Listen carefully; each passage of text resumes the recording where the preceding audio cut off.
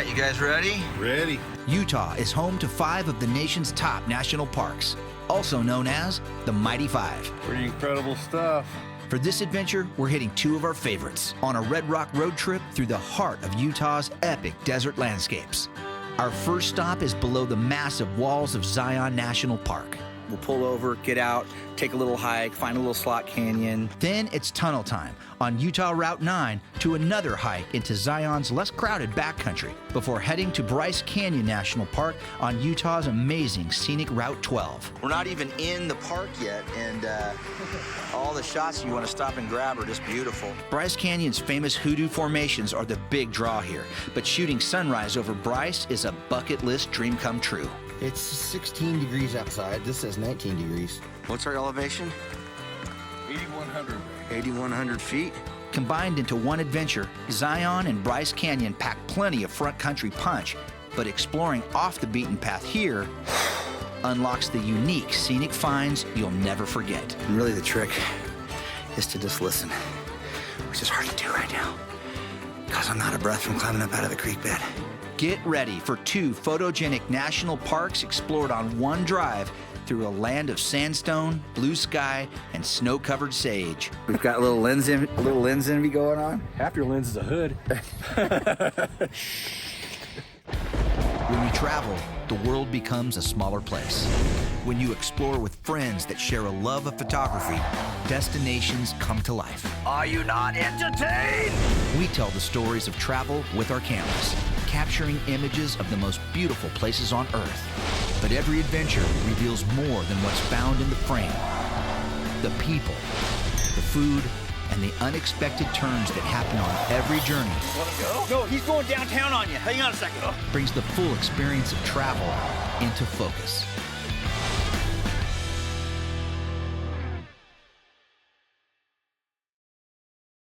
Production funding for Outside Beyond the Lens provided by Visit Fresno County. Nature, diversity, found in the heart of California's Central Valley. From Fresno and Clovis, you can drive to 3 nearby national parks. By Hendricks Chevrolet. Hendricks Chevrolet is proud to support the spirit of travel in each of us. Every journey has a first step. Adventures start here. By Advanced Beverage Company, serving Bakersfield and Kern County for over 50 years. From our family to yours, supporting Valley PBS and the wonders of travel. By the Penstar Group, promoting growth and opportunity in business through collaboration and partnerships for the future. By Hodges Electric, serving California's Central Valley for over 50 years, dedicated to supporting public television and the calling in all of us to explore. And by Visit Yosemite Madera County, California's gateway to Yosemite National Park. Explore the outdoor magic of Madera County and be inspired to discover more.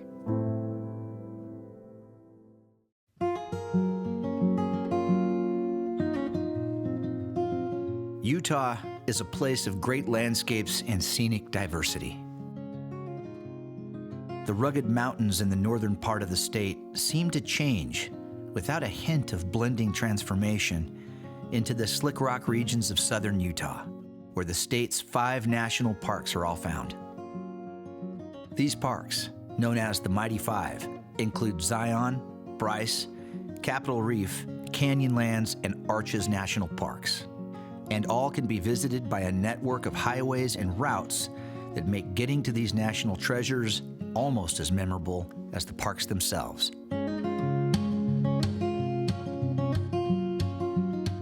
Once again, we're in road trip mode, which for the purposes of shooting a TV series about photography and the beauty of places like America's national parks is a very efficient way to cover a lot of ground, to capture multiple destinations in a short amount of time. We've set aside 7 days to explore 3 of Utah's national parks that will be broken up into 2 separate episodes. First up, the sandstone cliffs and cathedral-like appeal of Zion National Park. All right, so we're pulled over in the little town of Hurricane, Utah, which is just east of St. George off the 15. And we're just kind of in the parking lot here at the Rooster Run Cafe. And before we get into the park, we just want to build up the cameras, get the microphones going, make sure everything's working right. And then that way we can just, kind of pull off the road and start grabbing stuff as we're coming in. The drive into Zion's really pretty. If you've been to Yosemite before, it's kind of got that same grandeur to it as you approach it through the little town that's just outside is it Springdale? Springdale. Yeah. Yeah, Springdale. It's just outside of the park. So we'll get everything ready to go. That way when we start driving, we're in it to win it. As we approach Zion National Park, the scenery begins to warm up for the main attraction just up the road. The Virgin River that carves through the heart of Zion just ahead has a less dramatic effect on the landscape here, gently winding through private property and agricultural spans of southern Utah. Pretty incredible stuff. It's pretty much like the best day ever on this shoot so far. We just started, we're not even there yet. But we've got crystal clear blue skies. And whenever the storm went through here about a week ago, about 4 or 5 days ago. And I knew watching the weather when it was going through here, we were gonna have this kind of stuff. When that snow's on those rocks, it's just magic.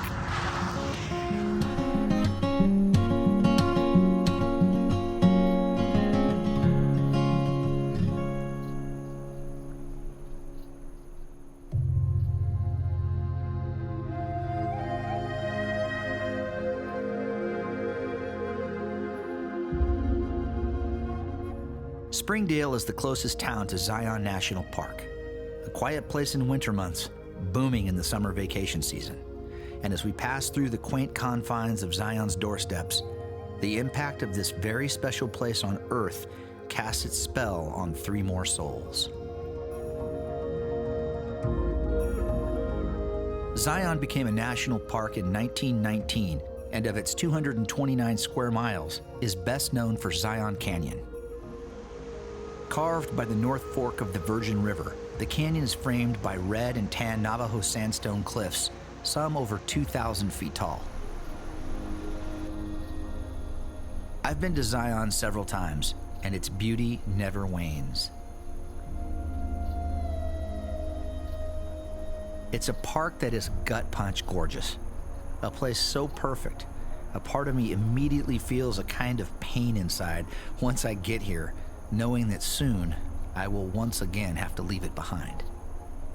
Take everything, including the kitchen sink, with me. You are taking everything but the kitchen sink. I like it. All right, Jeff. You good? I'm good. You guys go ahead. I'll catch up. Have fun. If we fan out, you want to come back, what, half hour? Yeah, 20 minutes, half hour.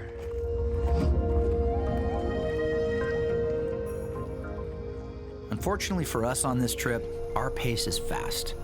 This is literally a drive-through shoot for us, with the plan to still get to Bryce Canyon National Park 2 hours away by tonight.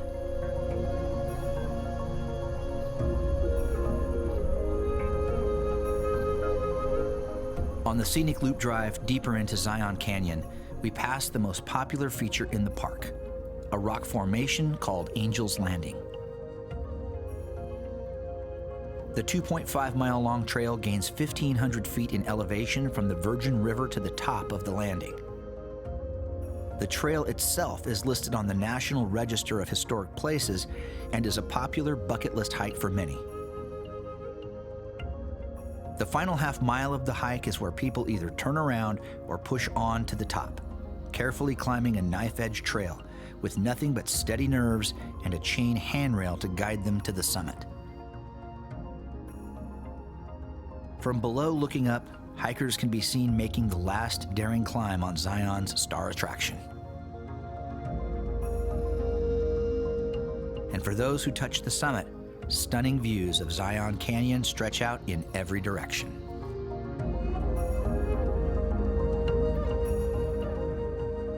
Look at this day. Look at this. Absolutely perfect day. Blue skies, no clouds, temps are not brutally cold. And walking up, I see Zack Allen right now. He's just finished a nice session, I'm sure. Yeah, that's your first time here. So how are you digging it? I'm loving this. I mean, this is what I expected, but it's better once you're here, it's for sure. Yeah, we're not even into the park yet. That's the crazy thing. That's what's crazy is we just started the Scenic Drive, the Scenic Loop Drive. right? So this is usually closed during the summertime because there's too many people that come in here, so they shuttle you in on this part. But one of the benefits of coming here in the wintertime is that typically it's open, so you can drive your own car in, and that gives you the chance to jump out wherever you want. You can go at our own pace. Go at your own pace. Yeah, this is great. It is great.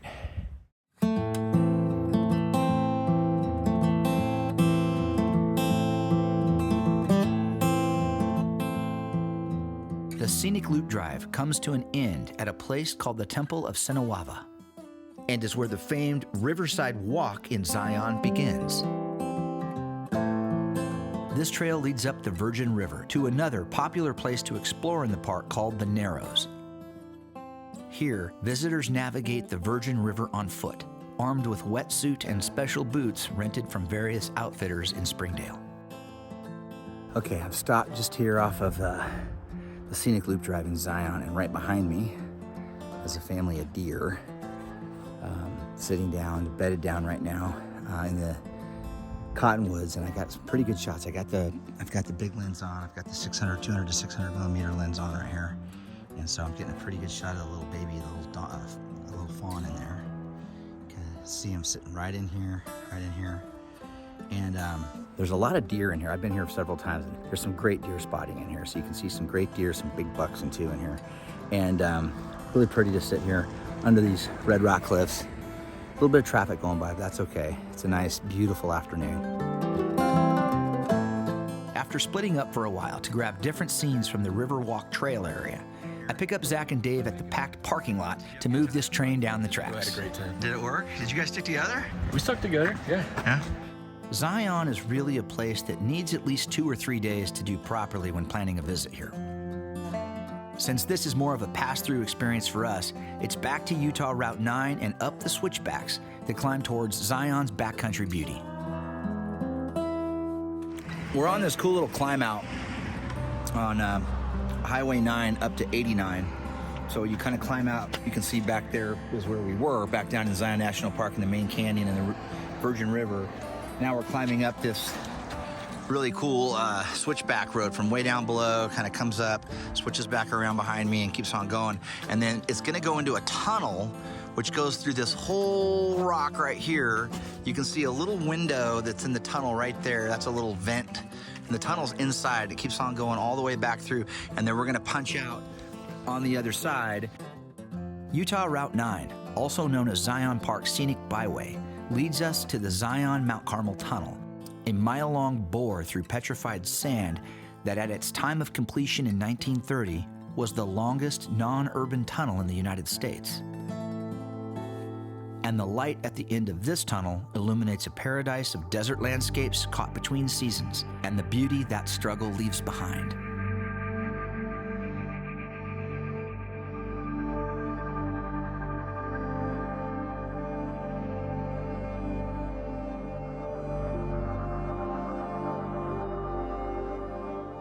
What I truly love about this part of southern Utah is that you don't have to be in a designated park or weave through crowded trailheads to have a memorable experience here. The only admission fee is a curious mind, an explorer's spirit, and a love for natural settings that sometimes are tough to explain in words.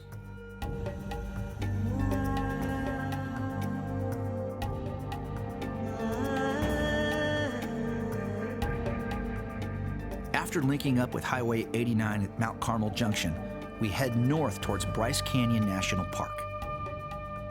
Chasing light across the desert, hopeful for a few more shots to bag before darkness and below freezing temps creep back in.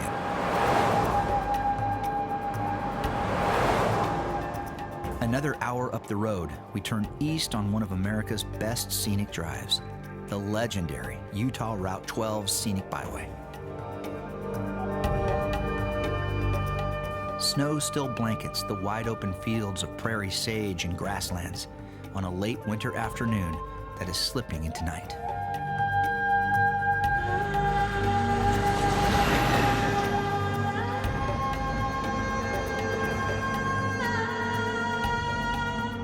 Just before the sun sets, the geology that gives Bryce Canyon National Park its juice 15 miles further up the road gives us a sneak peek of what's to come. The singularly unique formations here, called hoodoos, stand like a forest of rock. Formed millions of years ago as inland seas and freshwater floods deposited massive amounts of fine-grained sediment that then became stone, only to be forced back into the elements through tectonic upheaval and slowly sculpted by time's hands of weathering and erosion.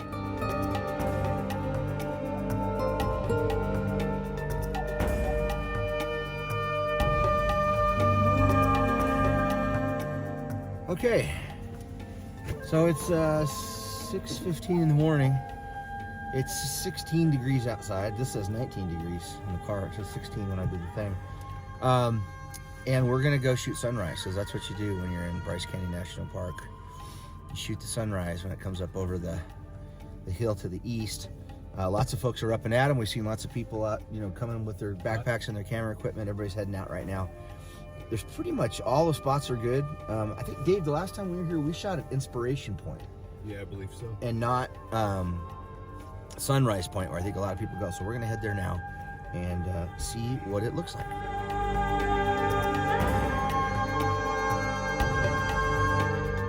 Bryce Canyon National Park, which despite its name is not actually a canyon, was named after Mormon pioneer Ebenezer Bryce that homesteaded here in 1874. Bryce is much smaller and at higher elevation than Zion National Park. You're okay? Yeah.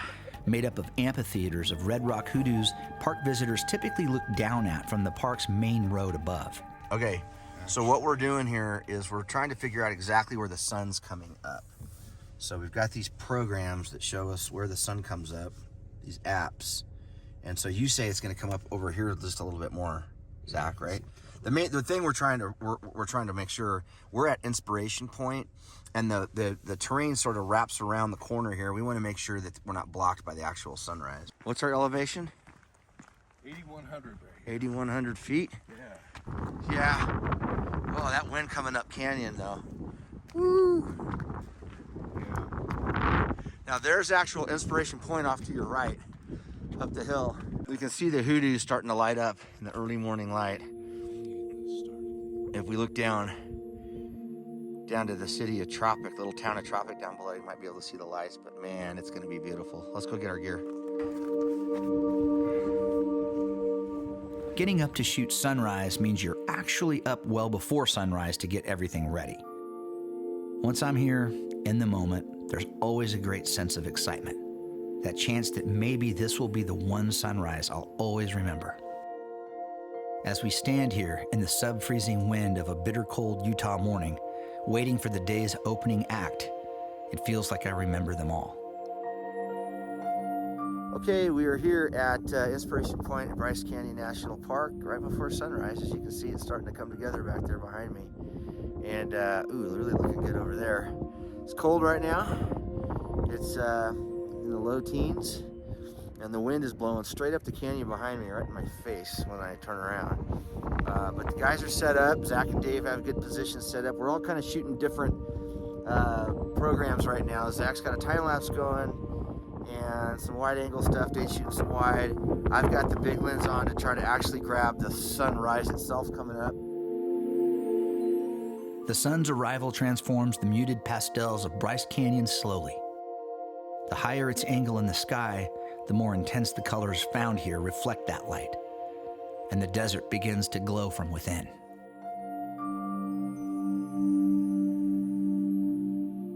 Bryce Canyon has many places along its rim to take in different views of the hoodoo formations below, but there's nothing like actually getting down into them.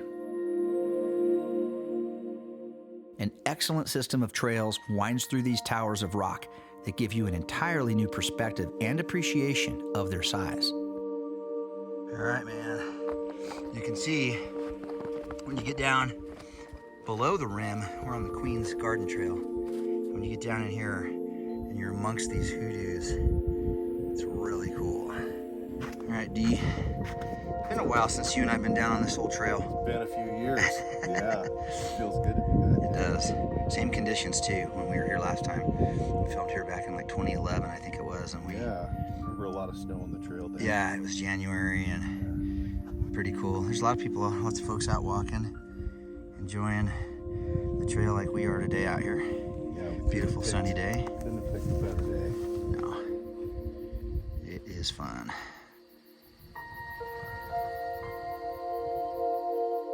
The rim views of Bryce Canyon are spectacular, and I recommend stopping at each of them, or better yet, do a nice hike along the rim trail to really take this place in.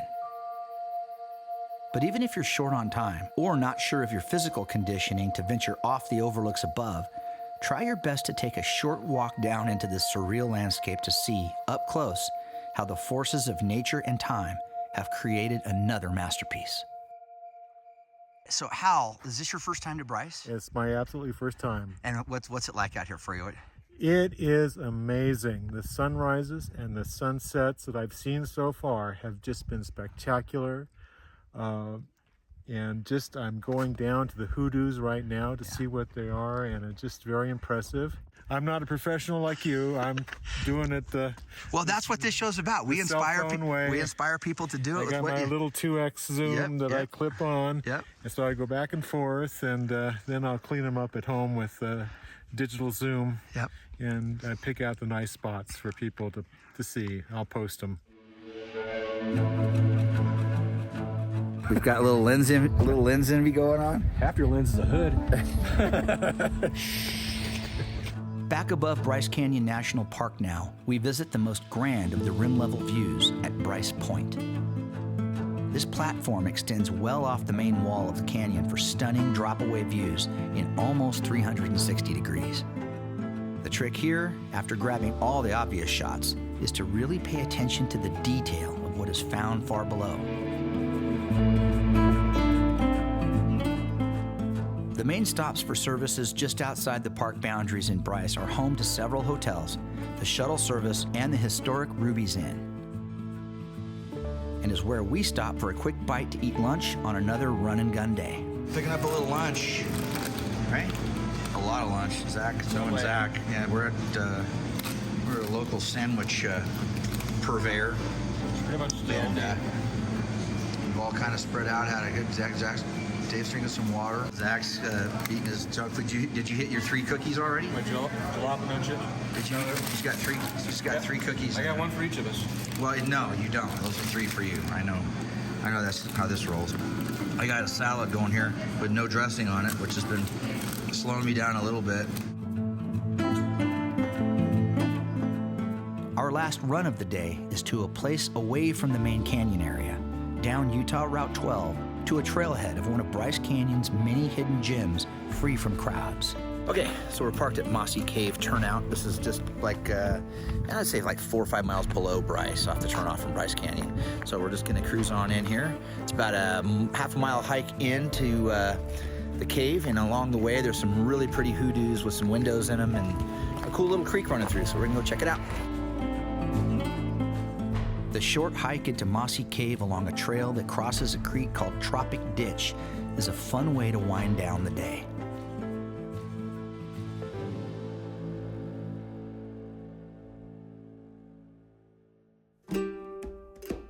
This scenic walk leads us below another impressive display of hoodoo spires beginning to catch the late sun's vibrant rays, casting long shadows across a frozen landscape. In winter months, Tropic Ditch Falls freezes completely, giving us easy access to admire a rare sight that so sharply contrasts with the desertscape surrounding it.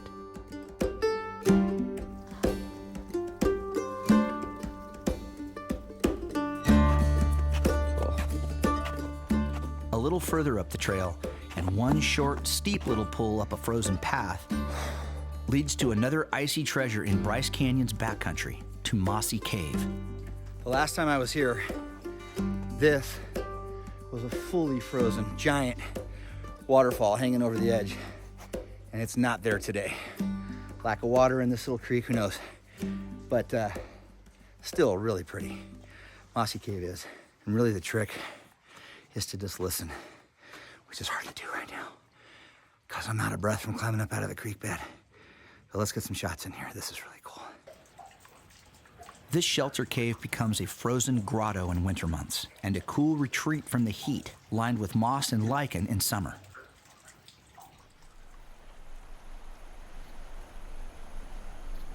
The desert Southwest and the roads that wind through these rugged but approachable landscapes are not only fun to explore, they inspire a natural curiosity to see what's next. The wide open of Utah's southern parklands feed a wandering soul and awaken a creative beat in the hearts of those that have forgotten or have not yet discovered what travel through places like this can do for a person mired in the grind. We tell the stories of travel with our cameras. And as Utah Route 12 pulls us deeper to the east, on a journey only halfway complete, news stories of places yet to see are waiting to be told. Production funding for Outside Beyond the Lens provided by Visit Fresno County. Nature, diversity, found in the heart of California's Central Valley. From Fresno and Clovis, you can drive to 3 nearby national parks. By Hendricks Chevrolet. Hendricks Chevrolet is proud to support the spirit of travel in each of us. Every journey has a first step. Adventures start here. By Advanced Beverage Company, serving Bakersfield and Kern County for over 50 years. From our family to yours, supporting Valley PBS and the wonders of travel. By the Penstar Group, promoting growth and opportunity in business through collaboration and partnerships for the future. By Hodges Electric, serving California's Central Valley for over 50 years, dedicated to supporting public television and the calling in all of us to explore. And by Visit Yosemite Madera County, California's gateway to Yosemite National Park. Explore the outdoor magic of Madera County and be inspired to discover more.